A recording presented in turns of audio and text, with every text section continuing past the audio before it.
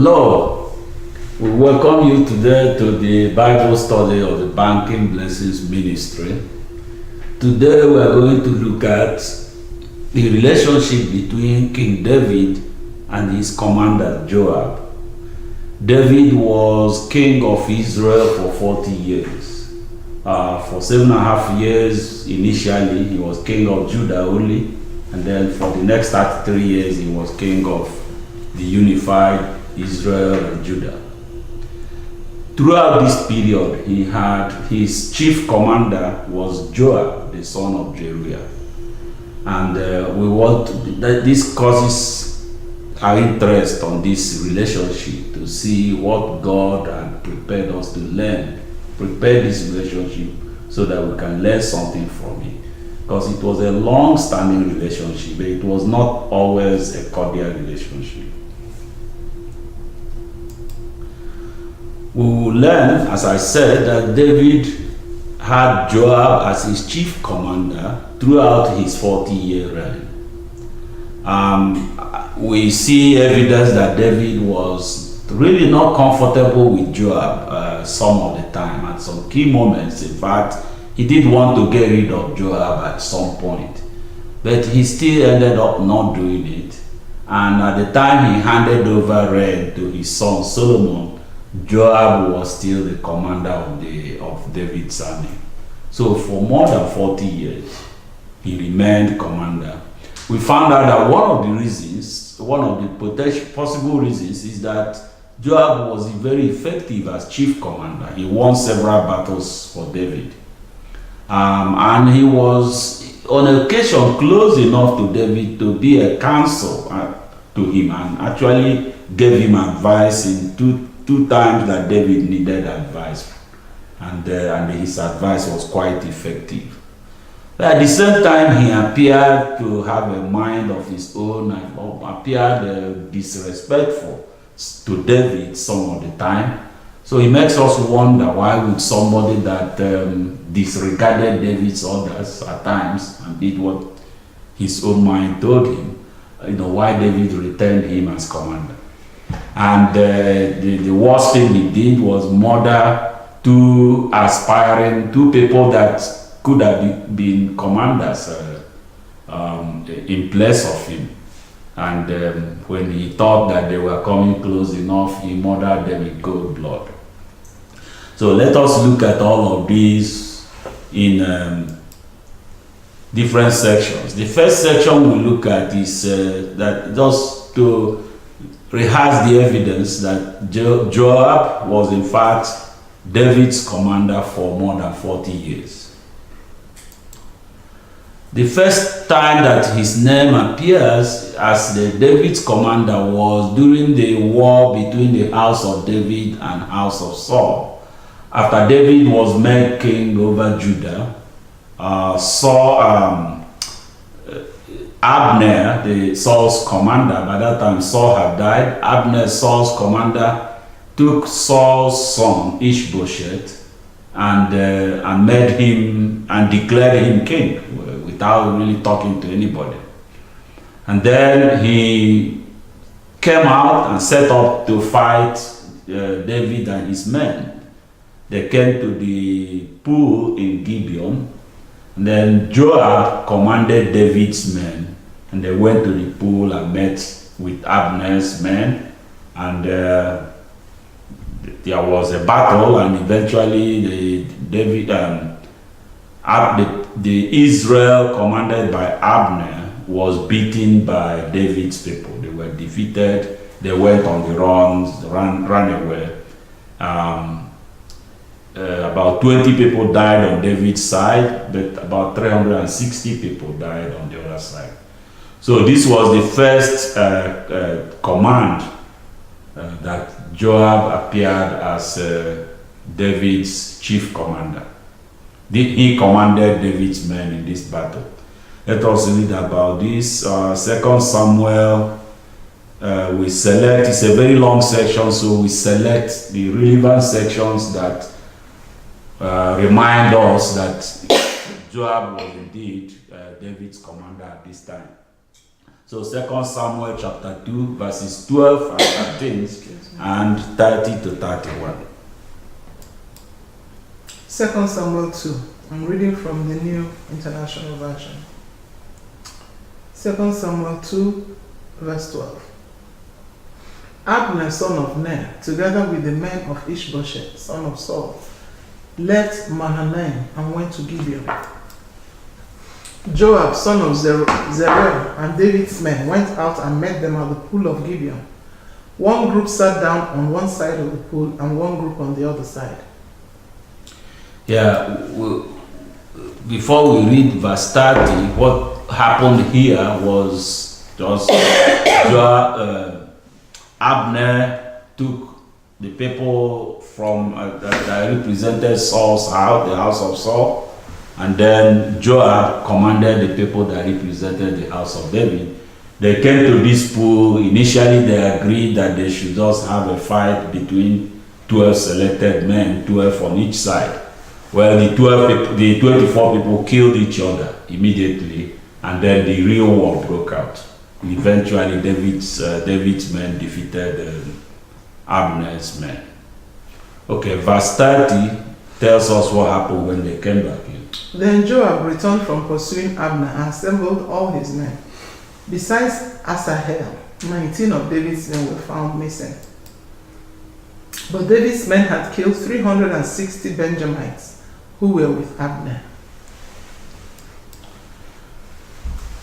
Okay, so we see there when Joab started his work as commander of David's army. Then we know the Bible tells us that he remained commander of David's army throughout the 40 years that David reigned in Israel. We have a Bible verse here that simply confirms that David reigned for 40 years. We'll read that in a minute. But Joab was his chief commander throughout this time. At the time that David handed over to Solomon, Joab was still in the picture. He was still the commander. And we will see later on in this Bible, in this lesson, what David told Solomon about Joab. So Joab he lasted throughout the reign of David. Why was that? Then let's read this Bible verse that tells us how long David reigned. 2 Samuel chapter 5, verse 4. David was 30 years old when he became king, and he reigned 40 years. In Hebron he reigned over Judah 7 years and 6 months, and in Jerusalem he reigned over all Israel and Judah 33 years. Yeah, that's a total of 40 years, 40 and a half years actually. Well, in the next section, we're going to see evidence that David was uncomfortable with Joab. Even though they lasted together all this time, there were moments when he actually wished he would replace Joab. The first occurrence of this was when Joab murdered Abner.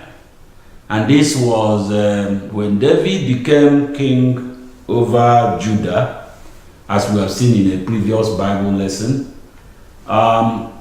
David reached out to Israel, and one of the ways he reached out to Israel was through Abner. Abner was in fact the person that sent a message to David and said, look, let's talk. I can help you reunify Israel under your rule.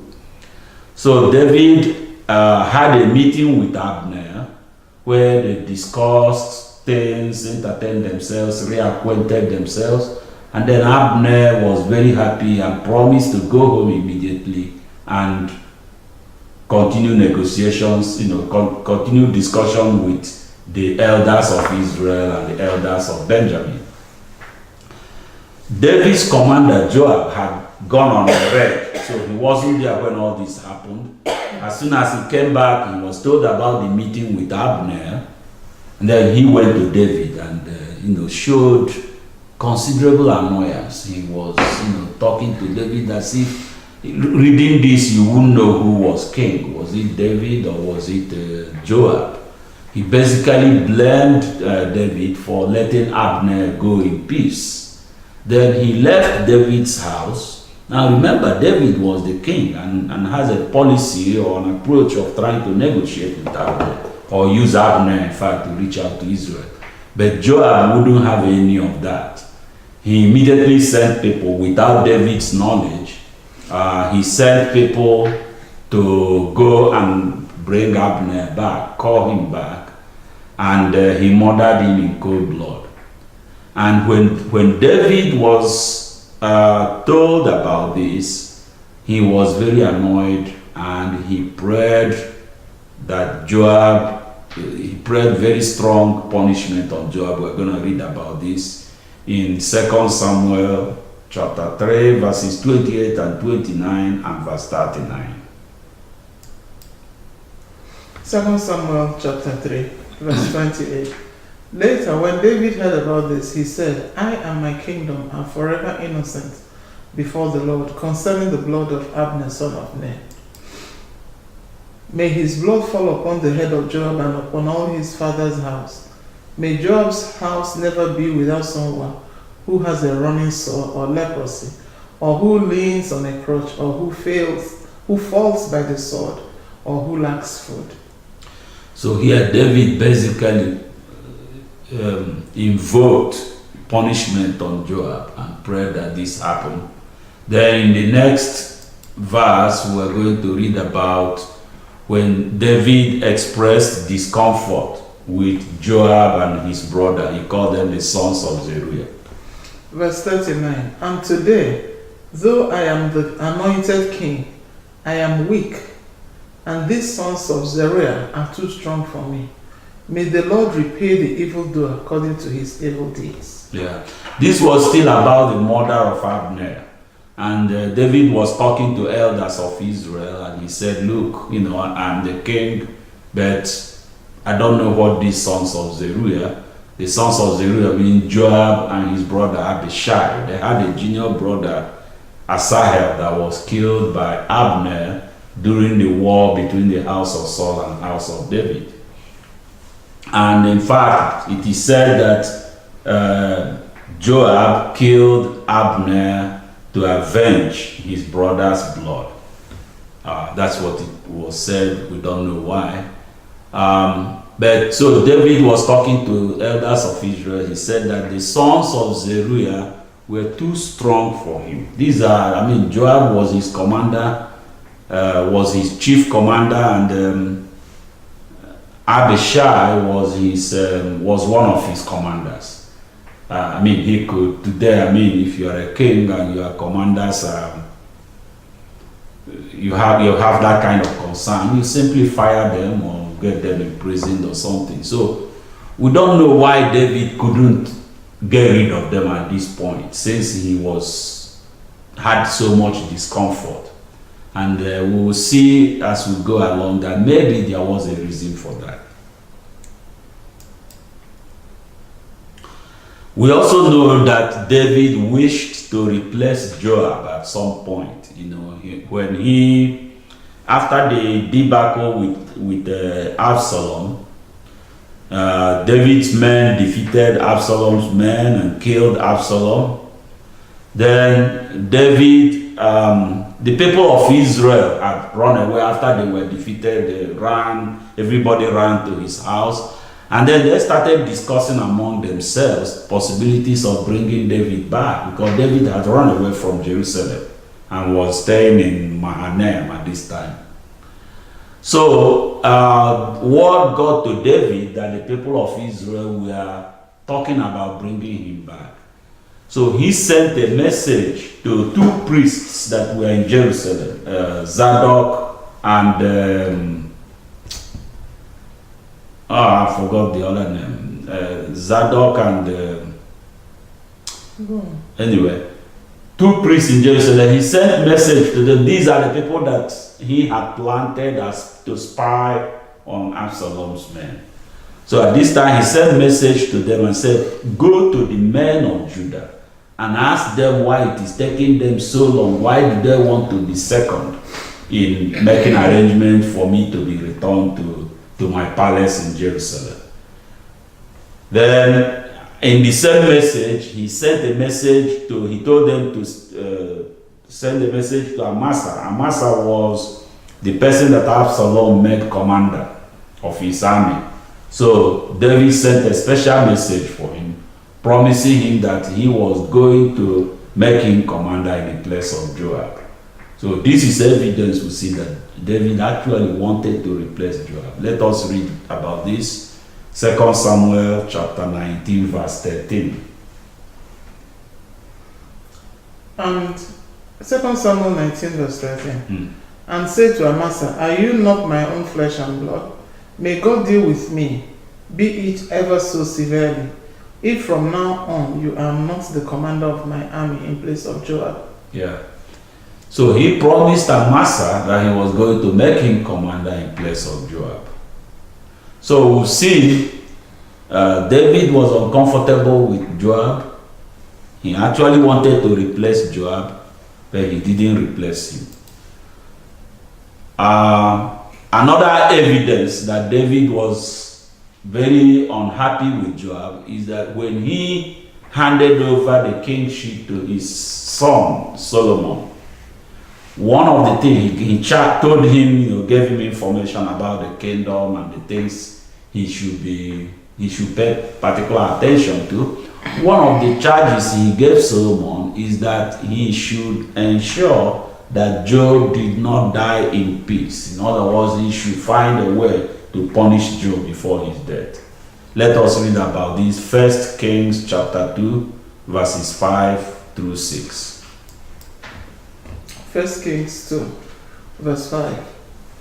Now you yourself know that Joab, son of Zeruiah, did. Now you yourself know what Joab, son of Zeruiah, did to me, what he did to the two commanders of Israel's armies, Abner, son of Ner, and Amasa, son of Jether. He killed them, shedding their blood in peacetime, as if in battle, and with that blood stained the belt around his waist and the sandals on his feet. Excuse me. Yeah. Verse 6. Deal with him according to your wisdom, but do not let his gray head go down to the grave in peace. Yeah, do not let his gray head go down to the grave in peace. Do not let him die in peace. Punish him before he dies. So this was how strong his feeling towards his discomfort with Joab went. Yet he left Joab in place. Well, as we look at the relationship between the two, one of the things we find is that Joab was very effective as David's chief commander. He was a successful military man. He led several successful campaigns for David. He won several victories for David. We've mentioned about the battle with the house of Saul at Gibeon, in which he defeated the house of Saul, killed 360 of them, lost 20, one of them being his brother, Saul. Then, and there was an interesting battle that he had fought with Ammonites, with Aramean mercenaries. What had happened was the king of the Ammonites died, and then his son took over. I've forgotten the name of the son. David sent a peace message to him, to greet him. But the elders of Ammonites got together and said, when David sends people, don't think he's coming in peace. He's actually coming to make war. He came as a spy. So the king of Ammonites, the son of the man that died, picked up David's men and humiliated them. They shaved half of their beard, cut off the back of their pants. This the kind of humiliation. And then it was so bad that David sent message to his men to stay over there and come back after their beard had grown back. So their relationship soured from then on. When the Ammonites realized how bad it was, they went and hired 10,000 Aramean mercenaries and 13,000 mercenaries from other places to get ready to fight Israel. David set Joab in command of all his fighting men. Joab came, saw the way that these people were distributed, that there were at least 2 battle lines drawn against him. He placed himself in against the Ammonites, no, against the Arameans, and his brother Abishai was giving part of the troops to fight the other group. I've forgotten whether it's Ammonites or Arabians. So Joab, reading the account of this battle, you could see that he had very good military strategy. He understood how they were divided in battle, and he had plans how they were going to fight them. He had plan A, plan B, and in fact plan C. So if this one didn't work, that one will work. If the first 2 don't work, the third one. So he had this intricately worked out plan how he was going to fight these people. And he fought them and defeated them. The Arameans did regroup and come back, but this time David went out himself and defeated them in a way that they wouldn't come back. Then there was also another battle against Ammonites, where Joab was very successful and then led a siege on one of their cities, Rabbah. This battle is important because this was the time that David had the illicit affair with Bathsheba, Uriah's wife. It was during this battle. But Joab won that battle quite handily. Then there was the Absalom's rebellion. What I've picked up here are just the examples of the battles, the ones described in detail in the Bible. But there were many others. There were many others that he won. Over a period of 40 years, he must have won a lot of these. They fought Philistine, they had all these enemies that kept coming back. And each time they came, Joab was the commander. David commanded some of the operations himself, but Joab was the commander most of the time. Joab put down Absalom's rebellion. He commanded 1/3 of the army. Abishai, his brother, commanded the other third. Ittai commanded the other one. But Joab was in charge.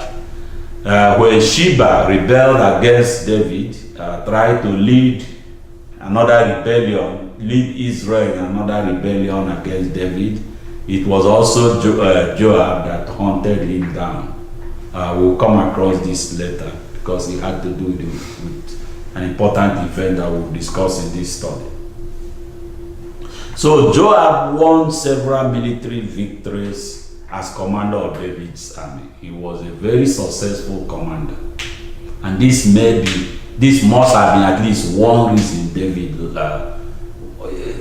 David wanted to retain him. And if he was this successful, it also meant that he had very good relationship with the troops. And in fact, maybe the troops may have been more loyal. The Bible doesn't tell us this, so we have to be careful.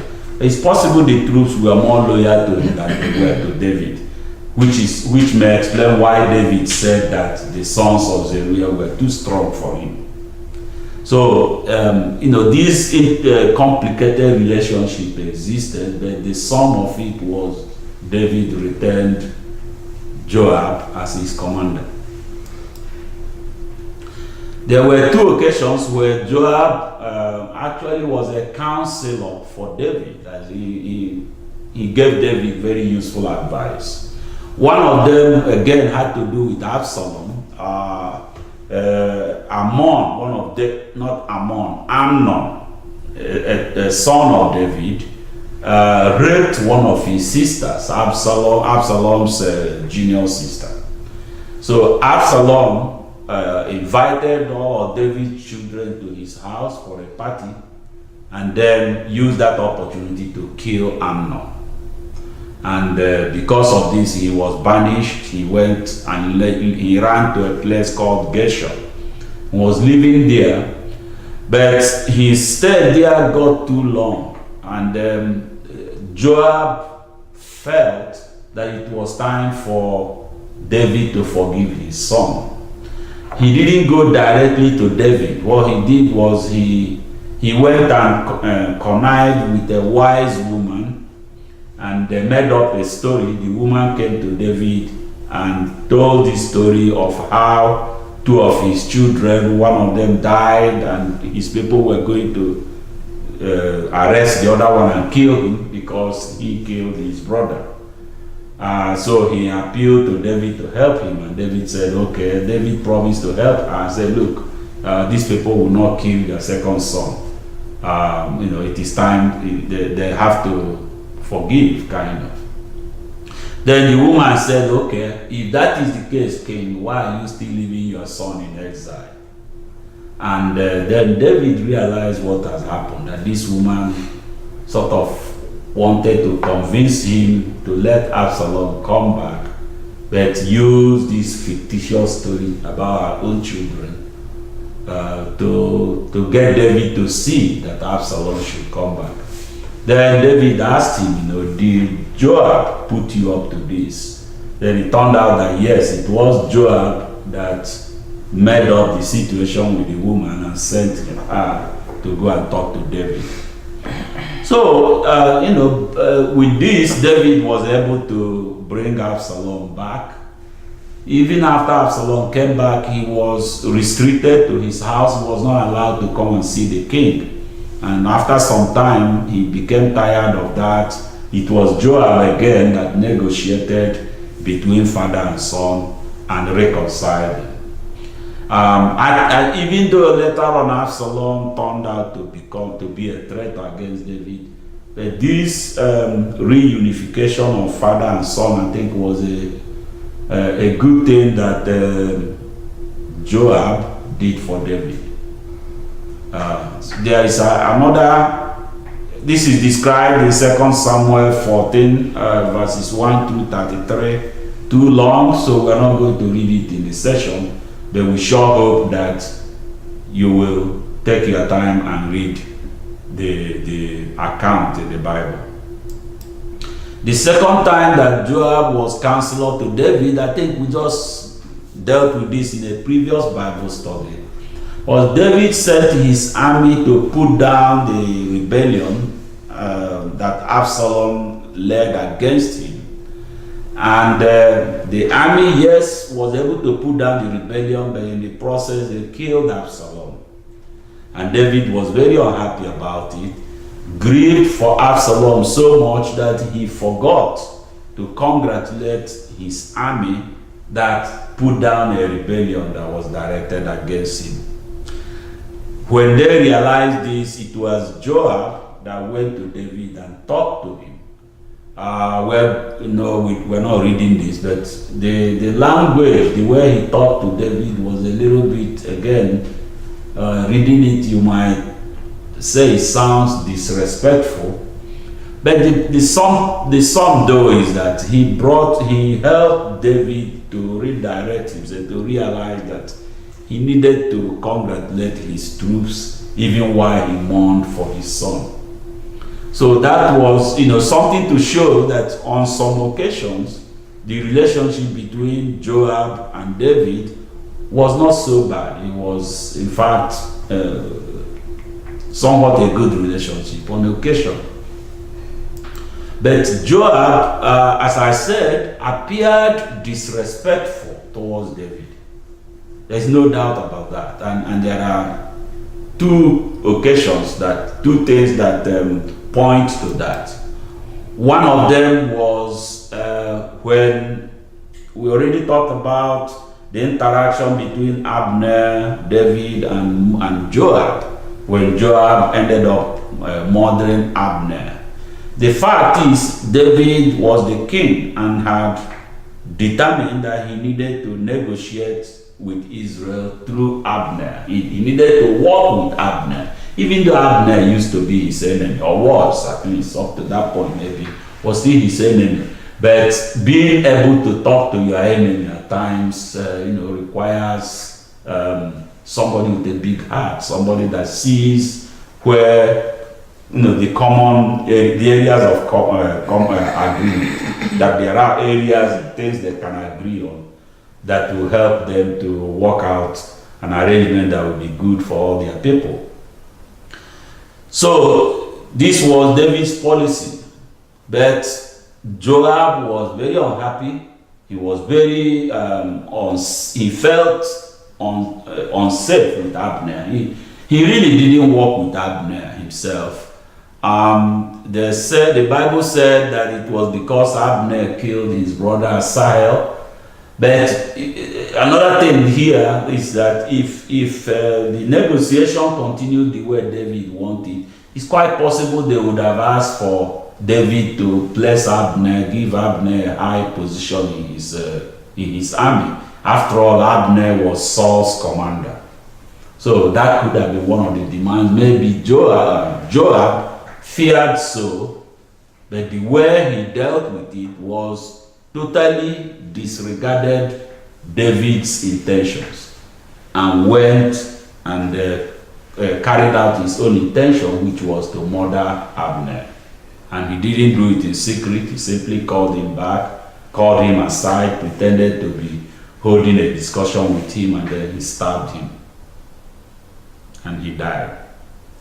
So this disregard of David, I think, shows disrespect. It shows that Abner was not totally loyal to David. Well, let us read about this in 2 Samuel chapter 3, verse 24. 2 Samuel chapter 3, verse 24. So Joab went to the king and said, "What have you done? Look, Abner came to you. Why did you let him go? Now he is gone.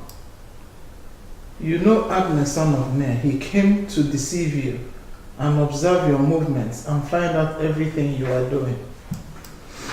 Joab then left David and sent messengers after Abner, and they brought him back from the well of Sirah. But David did not know it. Now when Abner returned to Hebron, Joab took him aside into the gateway, as though to speak with him privately, and there, to avenge the blood of his brother Asahel, Joab stabbed him in the stomach, and he died. So Joab disregarded David's intentions and killed Abner anyway. The second one was in regards to the battle against Absalom and his men during Absalom's rebellion. When David sent them out to fight, he made sure to talk to them. He said, "Please protect Absalom for my sake." He said, "Be gentle with the young man Absalom for my sake." So it was very clear. Absalom was caught, his head was caught on an oak tree, but he wasn't dead. He wasn't dead. One of David's men saw him, went and reported to his commander Joab, and then Joab asked him, "Why didn't you kill him?" And the man reminded him and said, "The king talked to us about bringing him back safe, that we should not kill him, so I'm not going to kill him." Then Joab killed Absalom himself. So that showed, it shows a disregard of David's intentions. He has been given an order not to kill Absalom, to spare Absalom if he could. And it was very clear that he could, because Absalom was disabled. They could have easily taken him alive and bound him hand and foot and brought back to David. But they didn't do that. Joab took it upon himself to kill Absalom. So that is another evidence of that to show that his loyalty most likely wasn't towards David. He had his own agenda. Well, as I said earlier, Joab murdered two potential rivals. And we've seen one of these murders, that is the murder of Abner. He invited Abner back as if he was just going to talk to him, and he killed him in cold blood. So this was a crime. Today he will go to jail for that. They probably didn't have jail in those days. I don't know what happened, but yeah. So he killed Abner in cold blood. The second one was another commander, Amasa. Amasa was Absalom's commander. And when Absalom died, David had promised Amasa that he was going to make him commander in place of Joab. He sent Amasa on a message. Amasa didn't come back. He wanted him to go and round up the men of Judah and bring to his house. But Amasa didn't come back. When he was staying there too long, meanwhile, Sheba had challenged David and had led some Israeli men with him, and they ran away. So David said, no, we're not going to keep waiting for Amasa. He sent Abishai to command Joab's men. It was Joab was the commander, but it was Abishai he sent, telling me that he didn't want Joab involved in this operation. So he sent Abishai to go after Sheba. Amasa joined them on the way. And Joab was there. It looks like he went with them anyway, even though he wasn't supposed to be there. And he went to greet Amasa and then stabbed him and killed him. Let us read about this. 2 Samuel 20 verses 8 to 10. 2 Samuel chapter 20, verse 8. While they were at the great rock in Gibeon, Amasa came to meet them. Joab was wearing his military tunic, and strapped over it at his waist was a belt with a dagger in his sheath. As he stepped forward, he dropped out of his sheath. Joab said to Amasa, "How are you, my brother?" Then Joab took Amasa by the beard with his right hand to kiss him. Amasa was not on his guard against the dagger in Joab's hand, and Joab plunged it into his belly, and his intestines spilled out on the ground. Without being stabbed again, Amasa died. Then Joab and his brother Abishai pursued Sheba, son of Bichri. Yeah, so this you can see was cold-blooded murder. I mean, he called the man was coming to greet him, he even grabbed his beard in the pretense that he was going to kiss him. So because of that, Amasa wasn't really concerned about any potential danger, and then Joab stabbed him. And the only reason he killed Amasa was because he knew Amasa had been told Amasa was going to replace him as commander of David's army. Well, so let's summarize what we have learned about this relationship. We've seen that David accepted Joab as his chief commander for a very long period, a period of about 40 years. We know that David was uncomfortable with Joab, that he was aware of several negative qualities of Joab. Joab was a cold-blooded murderer.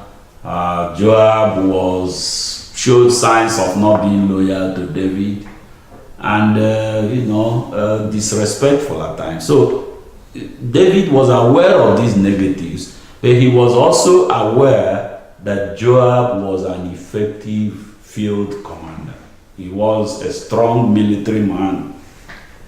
He was very successful at David's commander.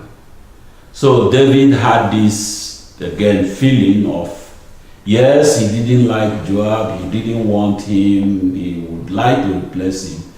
But he also had a reason why he would want to keep him, and maybe a reason why he would not have been able to get rid of him if he wanted. Because since Joab was so effective as a commander, he must have had very good relationship with his troops. And maybe David feared that his troops would be more loyal to Joab than to him. We don't know this, the Bible doesn't tell us that, but we can speculate about these things because we are trying to learn, what does God want us to learn from the relationship between these two people. But what we know clearly is that David was aware of negative qualities of Joab, but despite these negative qualities, he retained him as commander for such a long period. And one clear reason why he did that was that Joab was very effective as a commander. Before we proceed on, do you want to say something? I wanted to summarize what we learned from it that we can apply to our own life, but maybe you see another angle on this. Well, I see a very long-standing relationship that over time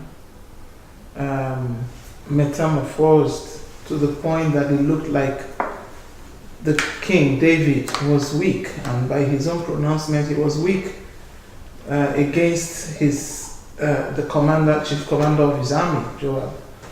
And I also begin to wonder how the extent of his weakness, to the point that it was almost impossible for him to do anything against Joab or get rid of Joab. Joab had entrenched himself as a very strong person in David's government that could most of the time do his own bidding, not the bidding of the king. And yet the king David could not do anything about him. So I begin to wonder whether David had actually been an architect of his own weakness where it concerns Joab, in the sense that Joab's prowess in war had endeared him to David, in the sense that David began to depend on him for all that, and maybe David was afraid of failing in war and all that. And Joab now kind of capitalized on this to make himself like a counter king, or counter somebody who could do what he wanted. He really wasn't very loyal to David, because there were times when he went out of his way. The Bible made that very clear. Like in the case of killing Absalom. Absalom was weak. His head was caught in the oak tree. So he was hanging there. He couldn't defend himself. And the first guy that saw him said, "No, I'm not going to lay my hands on this person, because the king said so." And Joab said, "What do you mean? He's still hanging there." Then went back and killed him himself, despite the king's warning. And also going back to call somebody the king had dismissed and plunging a knife into him there and then in the house, in the courts of the king. Those, to me, are very strong events that denotes lack of loyalty or disloyalty, and that he had become too strong for David. But I believe that David was the architect of his weakness when it comes to Joab. God gave him a lot of opportunity to get rid of Joab, but he decided to depend on the defeat that Joab was accomplishing for him. And I don't know if we decide to go into that. Maybe David could have won out because he was anointed. Maybe David would have still have achieved all those things. Like in the case of negotiating with the house of Saul. Okay? Negotiation didn't work. When he was trying to negotiate, it didn't work, but eventually he was enthroned. But a good point here that probably goes towards explaining what happened was that Joab was, yes, he was effective, he was very strong, but David probably became dependent on him, or felt dependent on Joab, to the point that he was afraid to get rid of Joab. Mm-hmm. If he got rid of him, maybe that his army would lose some strength. Yeah. It's quite possible, but Joab's effectiveness definitely was a factor. Either David kept him because he liked that, or he kept him because he was afraid to lose that. I agree with you there, but you see, one thing that comes to me clearly is, because we're saying this in the line with God's calling, when God calls you to do something, it says that woe is the person that depends on the strength of arm. Man will fail you. Okay? When God called you, He will make all things possible for you. If you begin to depend on man, then these are some of the consequences. Yeah. Okay? So that's not the way that God wants you to, because He has called you, He will make things possible for you. He knows that if you begin to depend on man to accomplish what He has sent you, become over dependent, maybe on a single man or a single woman or one person to help you propagate that ministry. The person can decide at any point to pull the plug. What happens to the calling? Yeah, I think that's the first lesson. Really, the first thing we learn from here is, avoid a situation where you are dependent on another human being to accomplish a mission that God had assigned to you. Yeah. If God wanted you to depend on that person, He would have assigned it to that person directly. So when it is assigned to you, yes, you can work with other people, but make sure you do not depend on them to the extent of being afraid that if you lose them, you might not accomplish the mission. Another thing we'll learn is that there are pluses and minuses about every person. And in fact, that's one thing that we see looking at the relationship between David and Joab was, yes, Joab was a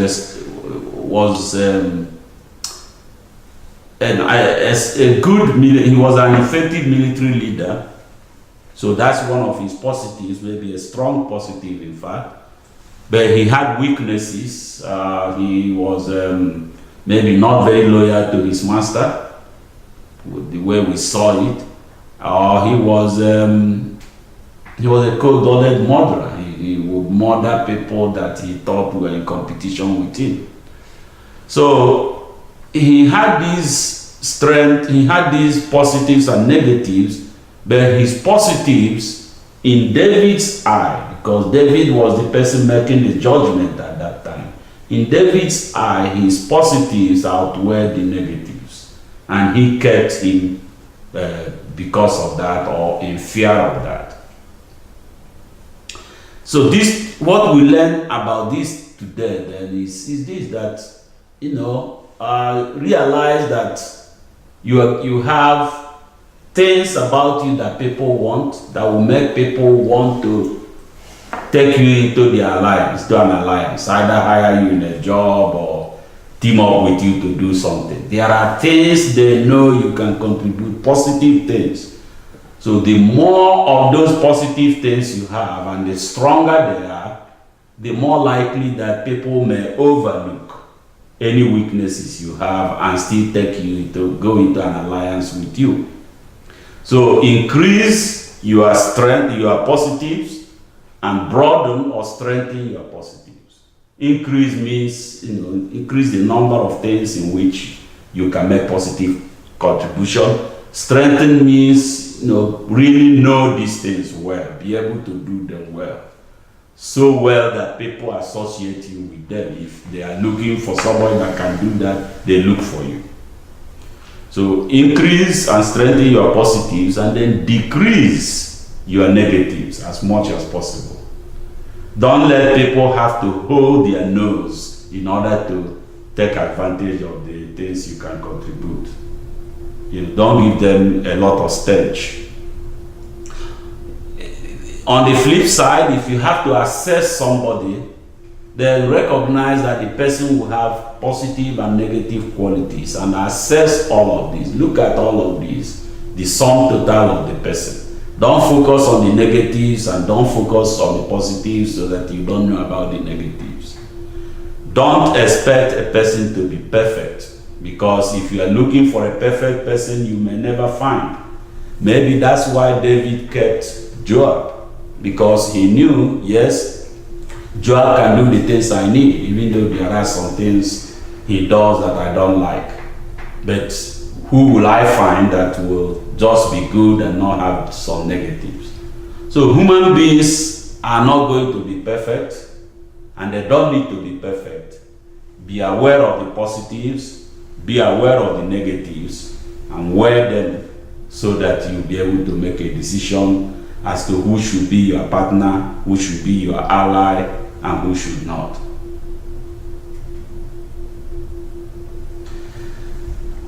Any more? I guess that's the sum total of it. Nobody, even God, does not wait for us to be perfect. You know, He's not dependent on our perfection. Man is not perfect, but there are both sides to every human being, like you have said. However, in assessing them, you should take what will complement what you do. It might be very good, but the negative might overrun your mission and the calling of God upon your life. And what then have you achieved? So it's like weighing the two and getting what will perfectly suit your calling and the mission that God has for you, has called you to do. Okay. Well, that is it. This was supposed to be a short Bible study, but it looks like it was a little bit longer than usual. We are very happy for those that will get the opportunity to participate in this Bible study in the future. You can participate by watching the video or listening to the audio, and take a look at all the other previous Bible studies and new ones that we'll make in the future. We pray that you'll be able to find something at our website that makes a positive impact on your life and helps you fulfill God's purpose for your life.